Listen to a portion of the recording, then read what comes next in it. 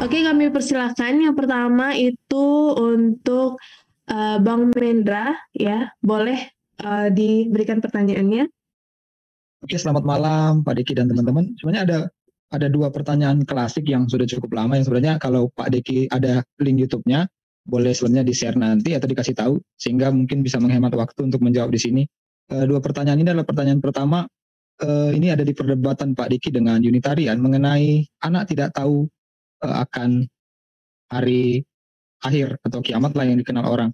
Itu yang pertama. Yang kedua, saya mau bertanya juga sekali lagi mengenai penghujatan terhadap Roh Kudus, di mana ayat itu berkata kalau menghujat Allah ada pengampunan, anak ada pengampunan, Roh Kudus tidak ada pengampunan. Ya, itu pertanyaan saya percaya Pak Diki pasti paham apa yang saya tanyakan. Terima kasih. Baik, terima kasih buat Bang Mendra. Mungkin pertanyaan selanjutnya kepada Bang Nixon, boleh? Ya, shalom. Selamat malam, operator, admin, dan Pak Deki. Saya mau nanya pertanyaan sederhana aja, Pak, karena saya belum mengerti. Tadi di kitab Yesaya disebutkan itu nubuat tentang Mesias, Allah yang perkasa. Namun saya masih belum paham karena di situ ada kata Bapa yang kekal. Apakah Bapa yang kekal itu Yesus juga Bapa atau gimana? Saya hanya bingung di situ saja. Itu saja yang mau saya tanyakan. Terima kasih. Baik, terima kasih untuk Bang Nixon. Oke, untuk sesi pertama pertanyaan terakhir yaitu Bang Oscar, kami persilahkan. Selamat malam Pak Diki dan teman-teman. Salam. Perkenalkan saya dari NTT Kupang. Saya butuh penjelasan dari Pak Diki tentang kan Yesus itu kan mati kan bangkit. Artinya tubuhnya itu yang jasmani dibangkitkan begitu. Itu nanti dia naik ke surga duduk di sebelah kanan Allah. Jadi yang duduk di sebelah kanan Allah itu yang tubuh yang sudah dimuliakan itu sebagai apa di surga? Itu pertanyaan pertama. Lalu yang pertanyaan kedua, kan Trinitas itu kan Bapa, Putra, dan Roh Kudus. Apakah kita boleh berdoa salah satunya saja atau tidak? Terima kasih. Itu pertanyaannya. Salam. Shalom, iya. Terima kasih untuk penanya di sesi pertama ini. Mungkin langsung saja kami persilahkan kepada Pak Diki untuk menjawab pertanyaannya. Oke, jadi ada beberapa pertanyaan. Ini pertanyaan-pertanyaan yang sangat baik, meskipun sudah sangat sering muncul. Ya, pertama tentang anak tidak tahu ya di Markus pasal yang 13 dan juga di bagian paralelnya di dalam Injil Matius. Nah, saya bisa kasih argumen gramatikal ya dari segi bahasa Yunani-nya, tapi tidak mungkin sekarang. Jadi saya kasih logik sederhananya saja. Kalau saudara baca ayat itu, Yesus bilang begini, tentang hari itu tidak seorang pun tahu, tidak seorang berarti bicara tentang manusia. Malaikat pun tidak tahu, anak tidak tahu. Kalau saudara lihat kalimat Yesus di situ, itu kalimat bertingkat. Yesus mulai dari beings, keberadaan yang paling rendah, kemudian para malaikat, kemudian dia tempatkan dirinya bukan pada golongan para malaikat, tapi dia tempatkan dirinya di atas para malaikat. Itu kalimat bertingkat ya. Dan kalau saudara mau, saya kasih referensi aja ya, kalau saudara mau baca lebih lengkap tentang argumen untuk kalimat bertingkat yang Yesus gunakan di situ, saya kasih referensi sangat baik seorang profesor presiden baru dari Cambridge, namanya Simon Gattercole. Simon Gattercole itu menulis buku berjudul The Pre-Existent Son, jadi anak Allah yang pra-eksisten. The Christologies of Mark, Matthew, and Luke, jadi kristologi Markus, Matius, dan Lukas. Dan dia ada satu sesi yang sangat baik bicara tentang teks itu ya. Dan inti dari argumennya adalah yang tadi saya kasih tahu kepada saudara. Even hanya pembacaan sekilas saja, banyak orang kan hanya fokus kepada tidak tahunya itu kan. Tapi mereka lupa untuk lihat bagaimana Yesus mendistribusikan ide itu di dalam kalimat itu. Jadi kalau saudara lihat kalimat bertingkat itu, Yesus tidak tempatkan dirinya pada kategori manusia biasa. Dia juga tidak tempatkan dirinya pada kategori malaikat. Dia tempatkan dirinya di atas karena itu kalimat yang eskalatif ya, makin lama makin meningkat. Itu struktur kalimatnya begitu. Kemudian dari segi gramatikalnya singkat saja, Yesus tidak bilang dia ignoran dalam arti ignoran dalam hal pengetahuan kognitif. Karena Paulus pernah menggunakan ekspresi yang sama di dalam 1 Korintus untuk dia bilang saya tidak tahu tentang apa yang ada di kamu kecuali tentang salib Yesus. Nah, bukan berarti Paulus tidak tahu apa-apa tentang mereka. Yang Paulus bilang adalah yang saya mau tahu itu yang ini, saya declare untuk tahu itu hanya soal ini. Nah, di dalam konteksnya itu bicara tentang siapa yang punya prerogatif untuk declare, mendeklarasikan kapan itu terjadi. Jadi ketidaktahuan di situ bukan ketidaktahuan kognitif, tapi ketidaktahuan di situ digunakan dalam ketidaktahuan yang deklaratif. Artinya dia tidak punya prerogatif untuk declare itu. Yang punya prerogatif itu adalah Bapa yang mengutus dia. Kemudian untuk, saya sudah punya beberapa video tentang itu ya, silakan searching di Verbum Veritatis. Menghujat Roh Kudus juga saya sudah punya satu sesi ya, 1 jam lebih. Jadi itu butuh argumen yang panjang. Karena kita perlu lihat kaitannya dengan bagian-bagian lain di dalam perjanjian baru. Tapi jawaban ringkasnya adalah, itu bukan dosa spesifik. Tapi itu bicara tentang penolakan terhadap Yesus sebagai Tuhan yang menjadi manusia untuk menjalankan misi kemesiasan. Dari mana kita tahu? Misalnya, saya kasih satu contoh saja. Teks itu muncul di dalam Injil Matius itu, di dalam pasal 12, setelah para pemimpin agama Yahudi menyebut Yesus sebagai Belzebul. Jadi Yesus melakukan mujizat-mujizat, mengusir setan, lalu mereka mengidentifikasi itu sebagai Belzebul. Dia mengusir setan dengan kuasa Belzebul. Nah ini Tuhan dan kamu sebut Belzebul, penghulu setan, pemimpinnya setan. Sementara pekerjaan-pekerjaan Yesus, saudara ingat, di dalam keseluruhan kitab-kitab Injil, 4 Injil kanonik itu, Yesus itu tidak bekerja seorang diri. Diutus oleh Bapa, disertai oleh Roh Kudus. Artinya pekerjaan-pekerjaan Yesus, itulah pekerjaan Roh Kudus bekerja dalam satu kesatuan dengan Yesus untuk pekerjaan-pekerjaan mesianik itu.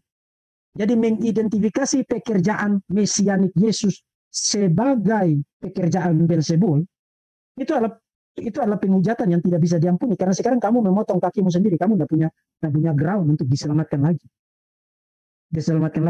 Jadi menghujat Roh Kudus itu apa? Menolak Yesus sebagai Tuhan yang diutus menjadi manusia untuk menjalankan misi kemesiasan, juru selamat satu-satunya, jalan satu-satunya. Jadi itu bukan satu dosa yang spesifik. Setiap penolakan terhadap Yesus adalah penghujatan terhadap Roh Kudus. Karena pemberitaan firman tentang Yesus itu adalah pemberitaan yang disertai oleh Roh Kudus. Orang yang mengeraskan hati menolak itu, dia menghujat Roh Kudus dalam pengertian itu. Karena dosa itu bisa diampuni oleh Tuhan. Dosa apa saja bisa diampuni oleh Tuhan. Kecuali dosa tidak mau minta ampun kepada Tuhan. Dosa menolak Tuhan. Itu dosa tidak bisa diampuni. Makanya Yesus bilang, barang siapa menghujat Roh Kudus, dia tidak dapat diampuni. Ya kalau kamu menolak Tuhan, berarti kamu menolak pekerjaan Roh Kudus. Menolak pekerjaan Roh Kudus berarti kamu tidak diselamatkan. Karena orang diselamatkan itu kan melalui pekerjaan Roh Kudus. Menggerakkan hatinya, dia sadar akan dosanya, melihat kebangkrutan dirinya, kemelaratan, kebinasaan dirinya, kemudian memandang kepada Tuhan di dalam segala keputusasaan Tuhan. Kasihanilah aku orang berdosa, seperti pemungut cukai yang berdiri di pojok itu kan. Jadi itu pengertiannya. Untuk lengkapnya saudara bisa tonton di video saya. Kemudian pertanyaan dari Pak Nixon ya tentang Abiat. Abiat itu bahasa Ibrani yang kemudian diterjemahkan dengan Bapa yang kekal. Saudara, itu sebenarnya bentuk genetif ya. Kalau saudara lihat ekuivalennya, dengan antara teks bahasa Ibraninya dengan teks bahasa Yunani. Genetif berarti kalau diterjemahkan literal, Father of Eternity. Bapa kekekalan. Jadi teks itu, klausa itu tidak menyebut Yesus sebagai Bapa. Teks itu secara idiomatik. Idiomatik itu berarti satu sebutan yang digunakan untuk bicara sesuatu yang lain. Satu idiomatik untuk bicara tentang Mesias itu sebagai the Father of Eternity. Pemilik kekekalan, atau yang empunya kekekalan, atau yang empunya life itu sendiri. Dan itu saya pikir kalau saudara baca Injil Yohanes, berulang kali Yesus bilang apa? Akulah jalan dan kebenaran dan hidup. Tidak ada yang dapat sampai kepada Bapa kecuali melalui apa. Kemudian seperti Bapa memiliki hidup pada dirinya sendiri, Yohanes pasal 5. demikian juga anak diberikannya untuk memiliki hidup pada dirinya sendiri. The Father of life, the Father of eternity. Itu satu idiom yang digunakan untuk bicara tentang orang yang poses atau pribadi yang memiliki satu kualitas. Jadi itu tidak mendukung. Saya tahu para Sabelian, Planes Pentakostals, selalu kutip ayat itu, Yesus adalah Bapa katanya. Itu yang tadi saya bilang, itu tafsir sembarangan yang membuat ayat Alkitab yang satu bertentangan dengan ayat yang lain. Karena kalau Yesus adalah Bapa di dalam Yesaya pasal 9 ayat yang ke-6, maka sekarang bagaimana cara kamu menjelaskan lebih dari 200 kali di dalam Injil Yohanes, 200 kali, more than lebih dari 200 kali, Yesus di dalam Injil Yohanes menyebut Bapa sebagai Bapakku, my Father, my Holy Father. Mengindikasikan dia bukan Bapa. Dia bukan Bapa. Jadi kalau menafsirkan 9 ayat 6 Yesus adalah Bapa, sekarang saudara punya masalah besar. Membuat Alkitab bertentangan dengan dirinya. Nah, kembali lagi kepada prinsip apa tadi? Tota scriptura regula fidei. Totalitas ajaran kitab suci. Saudara tidak boleh cuma satu ayat, kemudian bikin itu jadi bertentangan dengan yang lain. Tafsirkan itu sedemikian menjadi bertentangan dengan yang lain. Oke, kemudian tadi pertanyaan dari Bapak yang terakhir tadi, saya tidak lupa namanya ya, tapi bertanya tentang duduk di sebelah kanan. Nah, saudara, ekspresi duduk di sebelah kanan itu adalah ekspresi mesianik. Dapatnya dari mana? Dapatnya dari Mazmur 110 ayat yang pertama. Kemudian itu dikutip terus-menerus di dalam Perjanjian Baru, di dalam Kisah Rasul pasal 13, kemudian terutama di dalam surat Ibrani. Ibrani pasal 1 ayat yang ketiga dan terusnya, kemudian nanti sangat penting di dalam argumennya tentang Yesus sebagai imam besar di dalam Ibrani pasal 5 sampai dengan pasal yang ke-7 untuk menyatakan bahwa kenapa Yesus adalah the high priest, imam besar yang syafaatnya itu tidak mungkin ditolak karena dia ada di posisi yang persis sejajar dengan Bapa. Dan itu tapi kalau saudara ingat perdebatan saya dengan Pak Beni Irawan kemarin, itu Pak Beni Irawan tidak jawab sampai terakhir. Karena saya tanya dia, siapa di dalam Perjanjian Lama, Perjanjian Baru yang ciptaan biasa, yang boleh duduk di sebelah kanan Allah? Karena even para malaikat di dalam Perjanjian Lama, even itu tidak boleh duduk di sebelah kanan Allah. Hanya boleh berdiri di sekeliling tahta Allah. Tapi duduk di sebelah kanan Allah itu kedudukan yang sejajar, yang sangat-sangat istimewa, tidak mungkin hanya diberikan kepada ciptaan biasa. Nah, kemudian berdoa, apakah kita boleh berdoa hanya? Yes, karena kalau Bapa adalah Allah yang benar, Yesus adalah Allah yang benar, Roh Kudus adalah Allah yang benar, maka tidak ada masalah. Meskipun ya, saya pernah baca status seseorang teolog ya, bahkan teolog reform ya, tidak ada ayatnya berdoa kepada Roh Kudus. Itu yang tadi saya bilang. Saudara jangan menyamakan Alkitabiah dengan ayatiah. Karena doktrin itu tidak harus ada pernyataan eksplisitnya. Yang diperlukan adalah ada datanya, ada premisnya. Kemudian saudara punya dasar yang valid untuk menarik deduksinya. Seperti yang dilakukan Yesus di dalam Matius pasal 22. Kalau saudara cari pernyataan eksplisit di dalam Pentateuk, saudara tidak nemu ayat yang mengatakan ada kebangkitan setelah kematian. Tidak nemu ayat itu. Tapi Yesus buktikan doktrin itu dari Pentateuk yang tidak ada ayat eksplisitnya. Saudara nangkap maksud saya? Nah, sekarang deduksinya itu kenapa kita berdoa kepada Bapa?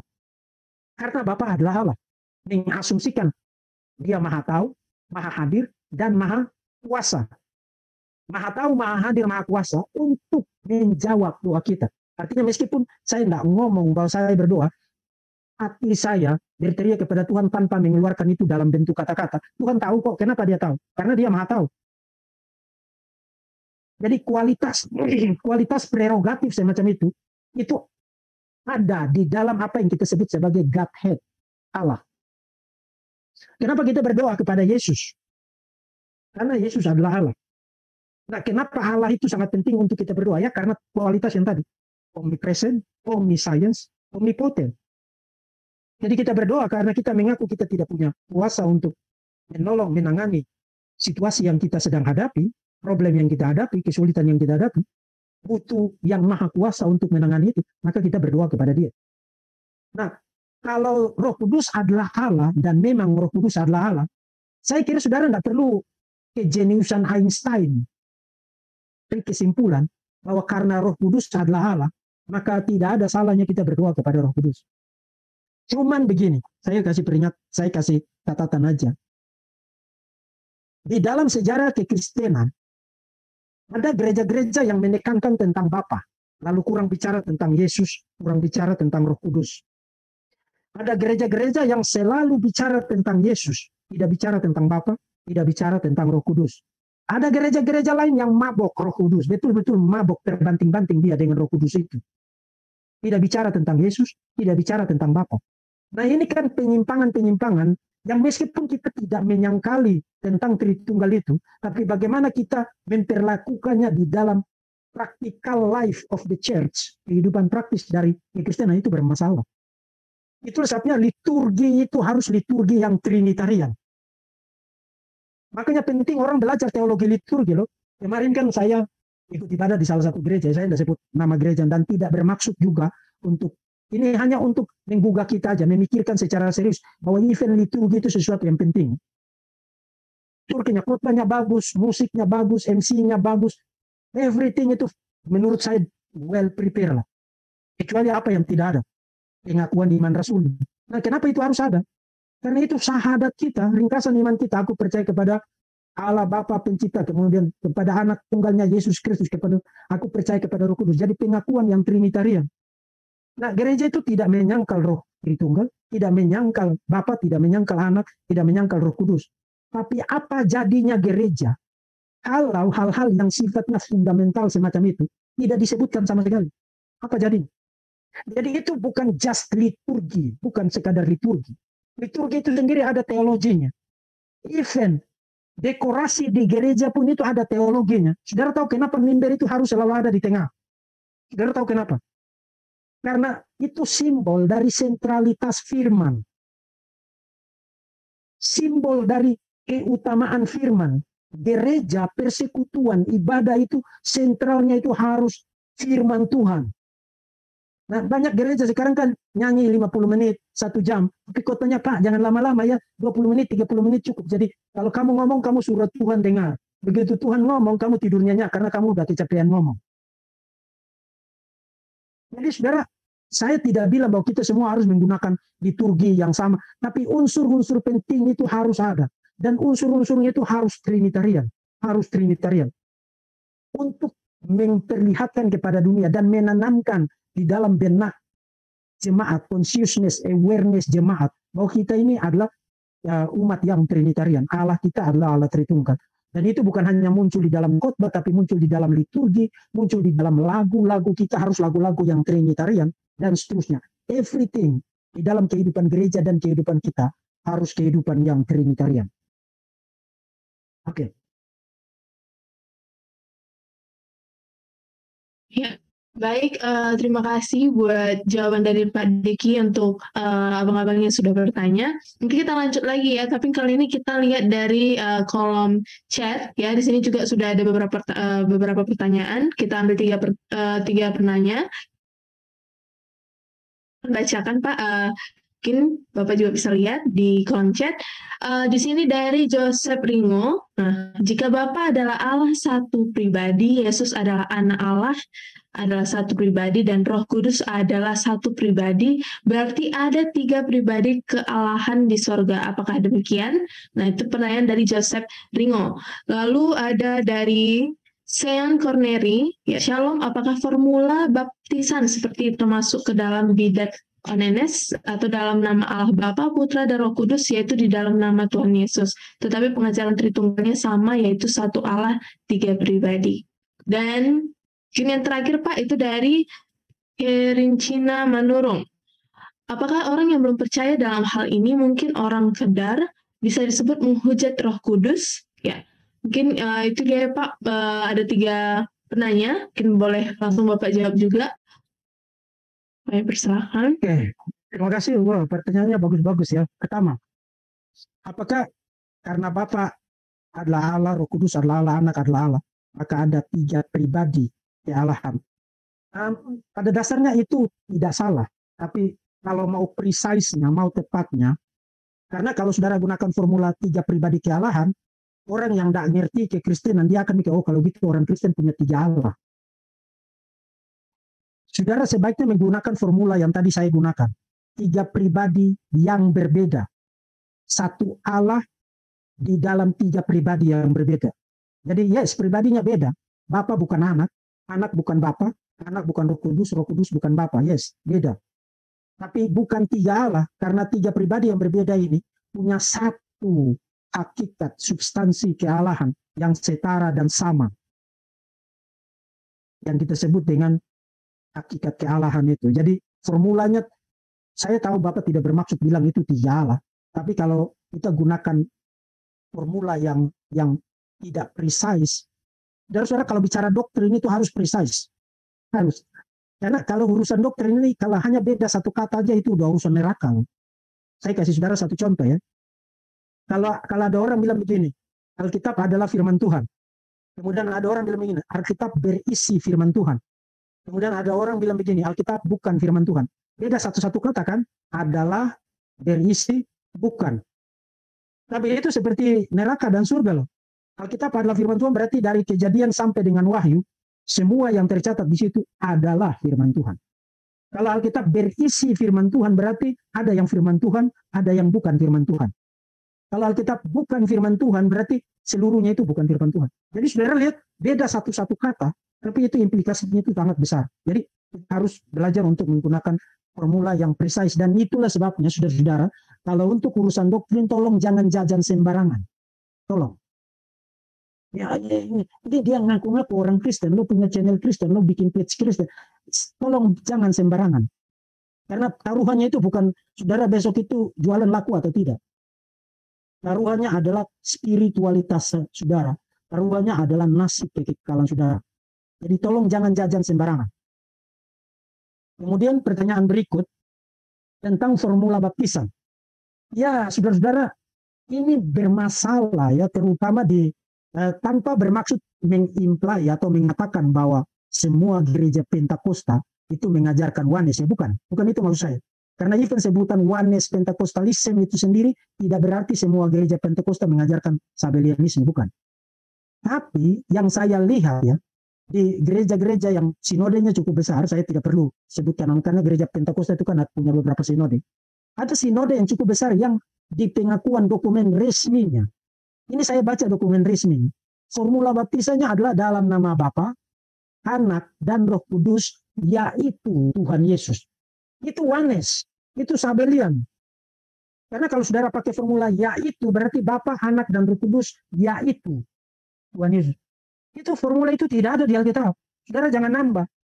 Saudara, sakramen itu kita tidak bisa nambah atau tidak boleh kurang. Ikuti aja yang ada di Matius pasal 28. Jangan improvisasi. Matius 28 ayat 19 kan, baptislah mereka dalam nama Bapa dan Anak dan Roh Kudus. That's it. Kemudian dilanjutkan dengan, dan ajarlah mereka melakukan, jangan tambahin yaitu Tuhan Yesus, itu kamu sudah improvisasi dan itu salah. Meskipun kamu mungkin tidak bermaksud mengajarkan ajaran sesat, tapi formula itu sendiri adalah formula sesat. Jadi harus bedakan itu ya. Ada orang yang tidak sadar, tidak bermaksud mengajarkan ajaran sesat, tapi karena dicekokin, dibaca di postingan Facebook, atau dengar di YouTube, atau karena itu sering digunakan di mimbar, meskipun mereka tidak bermaksud loh. Akhirnya menggunakan formula yang salah, padahal mereka tidak bermaksud begitu. Makanya tadi saya katakan, kalau untuk urusan doktrin, tolong jangan jajan sembarangan. Jangan. Dan even kita tahu dalam pengalaman, orang jajan sembarangan itu cenderung kena penyakit. Nah, kemudian, pertanyaan terakhir tadi, apakah kaum Kedar menghujatnya? Bukan hanya kaum Kedar, siapa saja yang menolak Yesus sebagai Tuhan dan Juru Selamat, diutus oleh Bapa, disertai oleh Roh Kudus, artinya karya keselamatan yang Trinitarian, menolak itu dan tidak percaya, even dia bukan Kedar, dia mungkin penganut agama lain atau ateis, dia sedang ada dalam status menghujat Roh Kudus. Artinya kalau dia sampai mati tidak mengubah penolakannya itu menjadi penerimaan, menjadi pengakuan akan Yesus sebagai Tuhan dan Juru Selamat satu-satunya, dia tidak dapat diselamatkan. Itulah maksud Yesus. menghujat Roh Kudus tidak dapat diampuni. Tidak diampuni berarti kamu masuk neraka. Oke. Kita mulai dari Bang. Baik, Salam Pak. Terima kasih untuk pengajarannya malam hari ini. Saya menanyakan beberapa hal. Yang pertama adalah saya mau menanyakan apakah orang perjanjian lama itu memahami doktrin Allah Tritunggal atau bagaimana? Soalnya mengapa baru setelah kekristenan lahir baru tercetus namanya formulasi atau istilah Tritunggal? Mengapa tidak dimulai dari perjanjian lama? Dan yang kedua adalah bagaimana kita menanggapi dengan pandangan formulasi Allah Tritunggal, khususnya gereja Timur yang Bapa itu sumber kealahan dan anak itu kealahannya bersumber dari Bapa, begitu juga dengan Roh Kudus. Dan bagaimana kita menanggapi yang demikian, karena formulasi kita kan berbeda bahwa sumber kealahan itu bukan berasal dari Bapa fokusnya. Bagaimana juga menanggapi bahwa dalam artian logos itu merupakan eksistensi Yesus sejak kekekalan, tapi bagi kita logos itu bukan eksistensi tapi hanya sebuah gelar bagi sang anak. Dan yang terakhir, mohon maaf saya mau tanyakan yang terakhir adalah berarti karena Allah Tritunggal itu adalah 3 pribadi yang tidak terpisah-pisahkan merupakan Allah yang Esa juga, berarti dalam diri kita sebenarnya apakah dalam diri kita berdiam 3 pribadi Allah Tritunggal? Itu saja Pak. Terima kasih. Baik, Moderator, saya langsung jawab dulu ya, karena ini pertanyaannya cukup banyak. oh ya, boleh. Silakan Pak Diki ya. Ya, pertama, apakah orang-orang perjanjian lama sudah aware kan doktrin Allah Tritunggal? Jawaban saya adalah mereka aware, mereka tahu akan realitas Allah Tritunggal, meskipun mereka tidak duduk dan bikin doktrin seperti kita. Saudara jangan pikir Musa tidak tahu tentang Allah Tritunggal, karena yang berjumpa dengan Musa di semak belukar yang menyala-nyala itu siapa? Malak Yahweh, bukan Bapa. Malak Yahweh.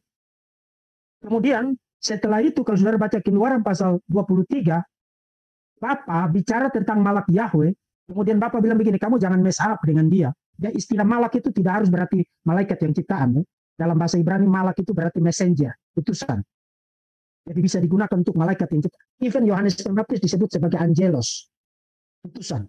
Nah, Bapa di dalam Keluaran pasal 23 bicara tentang Malak Yahweh itu, Bapa bilang kamu jangan macam-macam dengan dia, kamu harus dengar dia baik-baik karena dia punya prerogatif untuk tidak mengampuni kamu. Because my name is in him. Jadi Musa berhadapan dengan realitas Allah Tritunggal di situ. Kemudian kembali sedikit ke belakang ya. Kejadian pasal 16, Hagar. Kejadian pasal 16 itu yang menampakkan diri kepada Hagar itu siapa? Malak Yahweh. Tapi Hagar menyebut Malak Yahweh sebagai El Roi. El Roi itu artinya Allah yang melihat. Dan naratornya yang menulis kitab itu yaitu Musa, menyebut Malak Yahweh sebagai Yahweh. Jadi Musa dan para penulis perjanjian lama, yes, aware akan realitas Allah Tritunggal. Misalnya yang paling, saudara mundur sedikit ke belakang, saya bisa tentang PL itu bisa keluar banyak sekali datanya. Yesaya pasal 63 yang tadi saya sempat singgung ya, itu langsung bicara tentang 3 pribadi itu sekaligus ya. Ayat 7-8 bicara tentang Bapa. Ayat 9 itu bicara tentang the malak of his presence, malaikat kehadirannya, yang tidak lain adalah Malak Yahweh yang muncul di dalam tiang awan dan tiang api membawa Israel keluar itu. Kemudian ayat 10 bicara tentang the Holy Spirit. Itu Yesaya loh. Dan dia mengatakan bahwa Israel waktu di padang gurun mendukakan Roh Kudus. Itu bicara tentang Exodus kan? Artinya di belakang. Dan mengatakan kenapa Israel dihukum. Karena mereka mendukakan His Holy Spirit. Roh Kudus. Jadi menurut Yesaya, Israel yang keluar dari padang gurun itu diselamatkan oleh Bapa melalui Malak Yahweh dan Roh Kudus. Yang istilah lainnya adalah Shekinah. Di dalam perjanjian lama. Jadi saudara jangan pikir saudara lebih pintar dari Musa, Abraham, Hagar, dan lain sebagainya. Mereka sudah melihat, kita ini kan hanya membaca teks. Dan kita percaya. Mereka lihat langsung, berhadapan langsung. sang anak itu dalam status prainkarnasinya bahkan jadi manusia, Kejadian pasal 18, dan makan makanan. Kemudian di pasal 19 menunggang-langgangkan Sodom dan Gomora, dan ayat 24 mengatakan, dan Tuhan Yahweh menurunkan hujan api dan belerang dari Tuhan Yahweh yang ada di surga. Jadi ada Tuhan di bumi, ada Tuhan di surga. Yang pasal 18-nya muncul dalam wujud manusia, bicara dan makan makanan di tempat Abraham. Jadi saudara jangan pikir saudara lebih tahu tentang Tritunggal daripada orang perjanjian lama. Kesalahan kita hari ini berpikir begitu adalah karena dipengaruhi oleh teolog abad ke-19, misalnya seperti Benjamin Warfield, yang mengatakan bahwa di dalam PL itu saudara tidak bisa ketemu Tritunggal di situ. Memang sudah ada datanya, tapi seperti ruangan yang gelap, sudah full furnish, tapi belum ada cahayanya. Cahayanya itu baru ada di dalam perjanjian baru. Jadi di dalam PL, you tidak bisa bicara tentang doktrin Tritunggal. Itu bahaya besar. Itu bahaya besar. Dan saya sudah kritik Benjamin Warfield. Benjamin Warfield itu teolog reform, ya. Itu bahaya besar. No, Tritunggal itu realitasnya ada all over, di mana-mana di dalam perjanjian lama. Di dalam perjanjian lama. Nah, maka pertanyaan selanjutnya adalah, kalau begitu, apakah orang Yahudi percaya ada pluralitas di dalam pribadi? Oh yes. Karena waktu you bicara tentang Yahudi, you jangan kacaukan dengan Yahudi Rabini. Yahudi Rabini kan baru muncul abad kedua setelah kekristenan. Itu belakangan itu. Yahudi Rabini itu lebih muda dari kekristenan. Jadi Tovia Singer dan kawan-kawannya itu, mereka muncul belakangan. Kekristenan lebih dahulu. Yudaisme sebelum kekristenan yang disebut dengan Yudaisme intertestamental, antara PL dan PB itu kan ada 400 tahun kan, intertestamental. Yudaisme bait suci kedua, Second Temple Judaism, mereka tidak Unitarian. Seperti Yahudi Rabini. Mereka bicara tentang two powers atau two Yahwehs in heaven. Misalnya Daniel pasal 7 kan, ada yang lanjut usia, kemudian ada yang satunya lagi seperti the Son of Man. Dengan fitur-fitur Yahweh, maka mereka bicara tentang two powers in heaven. Itu buku yang terkenal itu dari Alan Segal, ya, dia orang Yahudi, dan membongkar semua data-data dari tradisi Yahudi, mengatakan bahwa sebelum Yahudi Rabini, mulai dari akhir abad pertama, awal abad kedua, puncaknya kodifikasi Talmud Babilonia abad ke-6, sebelum itu, orang Yahudi itu tidak Unitarian, termasuk Daniel Boyarin. Daniel Boyarin ini profesor Yahudi, menulis buku berjudul The Jewish Gospel, mengatakan bahwa sampai pada abad pertama, merupakan pandangan mayoritas di kalangan orang Yahudi, percaya bahwa Yahweh itu tidak satu pribadi. Tidak satu pribadi, tapi multiple. Karena mereka membaca perjanjian lama, misalnya Kejadian pasal 9 ayat 24, ada Yahweh di bumi, ada Yahweh di surga, itu tidak mungkin satu pribadi. Jadi, yes, orang perjanjian lama tahu tentang realitas Tritunggal. Kemudian tentang rumusan Gereja Timur, saya mau mulai begini, supaya saudara jangan selesai sesi ini, kemudian saudara bikin acara berkelahi dengan orang Gereja Timur, ya. Tidak boleh begitu, ya, saudara orang Kristen, ya. Tidak boleh cari-cari persoalan. Kecuali kalau saudara tidak punya opsi. Kalau saudara tidak punya opsi, silakan cabut pedang roh dan hadapi siapa saja.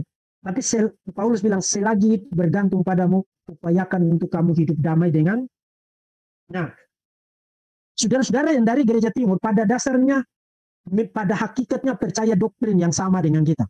Jadi saudara jangan pikir ini satu perbedaan seperti kekristenan dengan Islam atau kekristenan dengan Yudaisme Rabinik, ya bukan. Tapi cara mereka memformulasinya memang berbeda. Jadi mereka memahami bahwa the source of Godhead, sumber kealahan itu adalah Bapa. Maka mereka bicara tentang the monarchy of the Father, monarki Bapa. Kemudian nanti dari Bapa itu anak dan Roh Kudus mendapatkan usianya, mendapatkan hakikat keilahian itu. Nah, tidak berarti anak lebih rendah dari Bapa, Roh Kudus lebih rendah dari Bapa, bukan. Bukan. Tapi mereka mencoba menggambarkannya begitu. Jadi formulasi Gereja Timur adalah formulasi monarkial, ya. Sumber dari keilahian itu. Gereja Barat tidak begitu. Misalnya Calvin, ya. Calvin waktu bicara tentang anak itu diperanakan secara kekal, Calvin bilang apanya yang diperanakan. Kalau saudara tanya saudara Gereja Timur, mereka bilang usianya, substansinya. Calvin bilang bukan. Calvin bilang anak itu autotheos, Artinya Allah pada dirinya sendiri sama seperti Bapa, sama seperti Roh Kudus adalah autotheos. Lalu apa yang dilahirkan dari Bapa? Personhood-nya, pribadinya. Itu Calvin. Untuk mencegah implikasi, jangan sampai orang, kalau substansi anak berasal dari Bapa, derivatif dari Bapa, maka itu mengindikasikan satu subordinasi ontologis. Calvin tidak mau jatuh ke situ. Tapi pada dasarnya, kalau saudara tanya saudara yang gereja timur percaya doktrine, yes. 3 pribadi yang berbeda, yes. 1 hakikat, yes. Kita menjawab yes untuk fundamentalnya, tapi menjawab no untuk sekundernya, bagaimana menjelaskan itu. Jadi perbedaan kita ada pada perbedaan sifatnya sekunder. How to explain. Bagaimana menjelaskan itu. Kita punya cara penjelasan sendiri. Khusus gereja barat ya. Gereja timur punya cara penjelasan sendiri. Tapi kalau duduk di satu meja, apakah saat Allah yang esa? Yes. 3 pribadi yang berbeda? Yes. Oke, kalau gitu, kenapa kita harus ribut? Kenapa harus ribut? Jadi jangan dibesar-besarkan yang tidak perlu dibesar-besarkan. Kecuali kalau ajaran itu persis bertentangan atau tidak ada di Alkitab tapi dipaksakan untuk diimani oleh orang Kristen, saudara yang mencintai Alkitab, mencintai kebenaran harus bilang tidak. Tidak. Nah, saudara tidak usah ribut, tapi saudara harus bilang tidak, itu bukan ajaran Alkitab. Saya menolak itu. Doktrin itu tidak boleh mengikat hati nurani saya. Kemudian logos. Logos adalah gelar. Dan menurut gini, Bapak-bapak gereja Pranisea itu percaya 2 stages ya, kristologi 2 tahap. Misalnya Origenes dan Justin Martyr ya. Kristologi 2 tahap itu begini, yang sebenarnya koheren dengan trinitariannya gereja timur ya. Jadi logos itu pada mulanya itu ada di dalam Bapa. Kemudian nanti baru dilahirkan untuk menjadi satu subsisten, satu pribadi tersendiri. Subsisten tersendiri. Jadi logos itu pada mulanya ada di dalam Bapa, kemudian dilahirkan secara kekal menjadi satu pribadi sendiri. Jadi kristologi 2 tahap. Kristologi 2 tahap. Itu dipercaya oleh bapak-bapak gereja Pranisea ya. Nah, nanti sampai di Hilary of Poitiers, kemudian terutama sampai di Agustinus. Baru Agustinus itu mulai memberikan formulasi-formulasi yang kemudian diikuti oleh gereja barat. Jadi gereja barat tidak lagi percaya kristologi 2 tahap yang tadi, tapi gereja barat percaya bahwa 3 pribadi itu autotheos. Allah pada dirinya sendiri. Oke, terima kasih untuk pertanyaannya. Kemudian apa lagi ya? Kalau saya lupa udah skip aja supaya yang lain dapat gini. Satu pertanyaan lagi lah, ini sudah 21:33 ya. Oke, ya jadi satu pertanyaan lagi mungkin buat kakak abang dan bapak ibu yang mungkin belum bisa bertanya di sesi atau episode kali ini, jangan berkecil hati. Mungkin yang terakhir itu dari Bang Ari ya, akan persilakan ya kepada Bang Ari. Sorry, Bang skip aja soalnya dari terjawab juga sama Pak Diki. Mungkin lanjut ke Bang Yuda aja ya, jujur. Oke, mungkin tadi Bang Yuda. Oke, terakhir Bang Yuda, silakan. Terima kasih buat moderator buat kesempatannya. Selamat malam Pak Diki, suatu kehormatan bisa mendengar Pak Diki, banyak ilmu yang saya dapat. Terima kasih juga buat Bang Ari yang memberikan kesempatan. Tadi mungkin saya udah banyak dengar Pak, saya paling 2 pertanyaan yang saya ingin mau tanyakan, supaya untuk memperteguhkan aja gitu Pak. Kan kalau kita belajar mengenai tentang Trinitas, atau kita orang Kristen mengatakan itu satu Allah yang Esa. Esa berarti satu, namun dia hadir dalam 3 pribadi. Allah Bapa, Putra, dan Roh Kudus. Yang di sini, Diki, yang mau menjadi pertanyaan saya adalah, apakah tadi kan Pak Diki jelaskan kalau Allah Bapa, Putra, dan Roh Kudus itu di mana ketiganya itu sama esensinya, sama kedudukannya. Kalau saya salah mohon koreksi, sama kedudukannya, sama kuasanya, dan sama kemuliaannya. Yang mau saya tanyakan di sini, Pak Diki, kalau saya baca Alkitab itu kan sebenarnya ada 3 peran ya di situ. Ada peran Allah, ada peran Yesus sebagai penebusan, dan ada peran Roh Kudus yang saat ini diberikan yang tinggal dalam diri kita. Yang mau saya pertama itu, apakah pada saat Yesus itu menjalankan perannya, dalam kita katakan sini Putra, dan Roh Kudus itu, ketika dia pada saat menjalankan peran itu, apakah di situ hadir juga Allah itu? Gitu. Maksud saya, dalam dirinya ada juga enggak Allah itu? Karena kan ketika Yesus disalibkan, dia sendiri mengatakan, Bapa, mengapa engkau meninggalkan aku? Kan gitu. Itu pertama mungkin ya Nanti begitu juga dengan Roh Kudus hal ini. Dan kedua, Pak Diki, saya mau nanya, salah nggak kalau saya mengatakan dalam konsep Tritunggal ini, saya sebutkan yang benar itu sebenarnya yang mana? Menyebutkan ketiga ini Allah Bapa, Allah Anak, Allah Roh Kudus. Atau cukup dengan Allah Bapa, Anak, dan Roh Kudus. Nah, dan satu lagi perkembangannya, di dalam pentahbisan, baptis, atau apapun itu selalu menyatakan kan dibaptis dalam nama Allah, Anak, dan Roh Kudus gitu kan. Apakah ini menunjukkan, mungkin jawabannya tidak, tapi saya coba mau nanya, apakah ini menunjukkan ada kehierarkisan itu? Apakah bisa Allah itu duluan disebutkan, Yesus itu duluan disebutkan, atau Putra, atau setelahnya Allah, atau setelahnya Roh Kudus? Kenapa dalam hal pembaptisan, dalam hal apapun itu, selalu dibuat urutan itu, dalam nama Allah, Bapa, dan gitu kan, Putra dan Roh Kudus gitu. Kalau ini kita katakan simultan, bukan menunjukkan secara hierarkis, kenapa dalam perkataan-perkataan itu selalu menunjukkan Allah dulu, Yesus dulu, baru Anak gitu. Kalau kurang lebihnya saya mohon maaf. Terima kasih Pak Deki. Oke, terima kasih. Wah, pertanyaannya bagus. Saya ini butuh satu kuliah khusus lagi untuk saya jawab itu ya. Jadi saya singkat-singkat aja. Pertama, ya tentang ikut sertaan ya. Saudara kalau bicara tentang peran, saudara harus hati-hati untuk jangan sampai memberi kesan Sabelian ya. Saya katakan Bapa, Anak, dan Roh Kudus itu hanya peran. Tadi saya berulang kali menegaskan Bapa, Anak, dan Roh Kudus itu person. Dan person itu Bapa itu pribadi yang berbeda dari Anak, Anak pribadi yang berbeda dari Roh Kudus pribadi yang berbeda dari Bapa.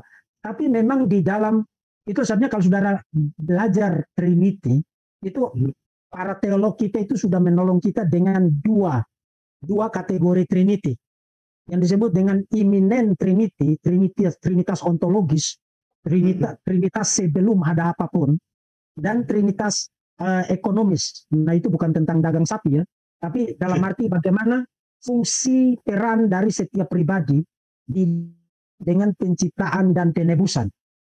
Nah kesalahan kita selama ini adalah kita pikir penciptaan itu di dalam perjanjian lama itu Bapa, kemudian waktu penebusan itu Yesus, kemudian setelah itu masa gereja itu Roh Kudus.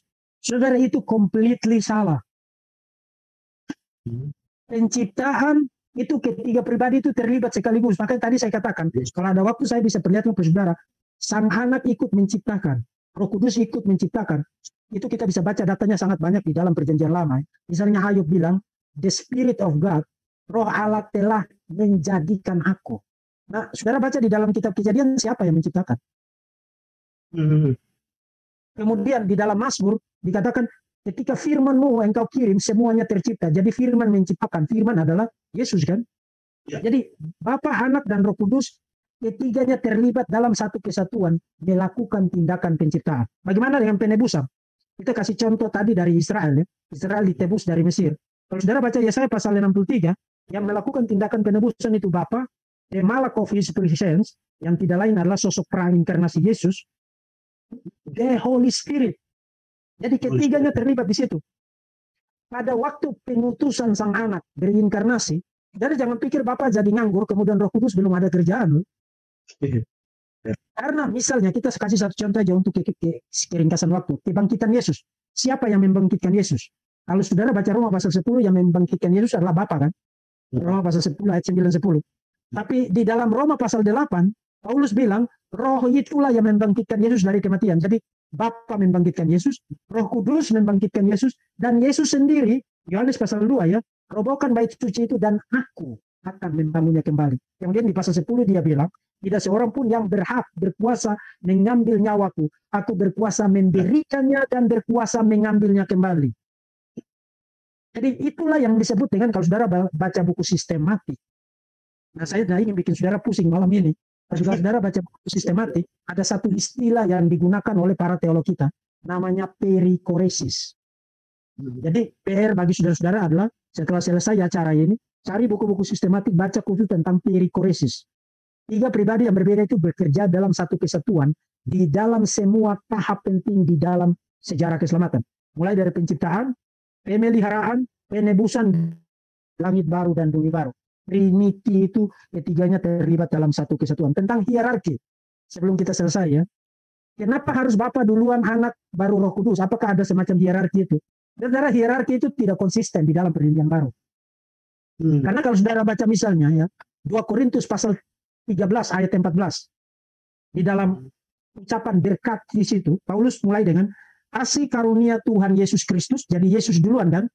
Dan kasih Allah itu konsisten digunakan dalam Paulus untuk Bapa, dan persekutuan Roh Kudus menyertai kamu. Jadi tidak konsisten. Dalam arti bahwa saudara jangan bikin doktrin bahwa Bapa itu selalu lebih utama dari Yesus. Berdasarkan hierarki itu. Yes, kalau formula baptisan saudara tidak boleh kubah itu, karena itu Yesus yang langsung bikin itu kan. Kita ikutin aja. Tapi kalau itu mengindikasikan hierarki, sabar dulu. Karena Paulus menggunakan urutan yang berbeda. Paulus bicara tentang Yesus dulu, baru Bapa, baru Roh Kudus di dalam ucapan berkatnya. Dan itu kan juga formula benediction kan, kita para pendeta pimpin ibadah kadang-kadang kalau kita mau akhiri ibadah 2 Korintus pasal 13 ayat 14 kan. Jadi harus hati-hati membuat kesimpulan. Makanya tadi saya katakan penting sekali untuk membaca Alkitab secara total. Jangan karena saudara pikir saudara sudah ketemu satu ayat, kemudian saudara pikir ini saya pokoknya cuma mau ini aja. Nah, itu berarti saudara sudah menjadi orang Kristen hayatiah. Kita harus menjadi orang Kristen alkitabiah, artinya total. 66 kitab, bukan hayatiah. Jadi ambil sana, ambil sini, kemudian bikin ajaran sembarangan, kemudian melawan segala sesuatu dan ngotot luar biasa. Itu bahaya besar. Itu tidak total skriptura ya. Harus sola skriptura, total skriptura, dan berpegang pada regula fidei, the rule of faith. Oke, Tuhan memberkati saudara sekalian. Salam. Terima kasih Pak Diki. Baiklah, terima kasih Pak Diki buat topik pada hari ini, penyampaian yang Bapak sampaikan. Mungkin banyak sekali yang antusias ya dengan topik ini. Bisa terlihat dari banyaknya penanya-penanya, bahkan ada yang beberapa mungkin belum sempat bertanya, tapi jangan takut atau jangan risau, karena ini masih episode yang pertama buat Bapak Ibu, kakak abang semua. Jadi nanti akan ada lagi episode yang kedua dan dengan seri yang sama, yaitu tentang doktrin Allah. Jadi ditunggu lagi ya untuk jauh selanjutnya. Jadi jangan berkecil hati, mungkin di lain waktu kita bertemu lagi dan bisa menanyakan apa yang ingin mungkin Bapak Ibu atau kakak abang ingin sampaikan. Jadi mungkin terakhir Pak Diki, mungkin di sini ada yang minta rekomendasi literatur yang bisa mungkin diakses oleh Bapak Ibu yang ingin memperdalam tentang topik ini. Mungkin boleh Pak sedikit? Ya, dalam bahasa Indonesia itu saya rekomendasikan Robert Letham. Robert Letham, Allah Trinitas, terbitan Momentum.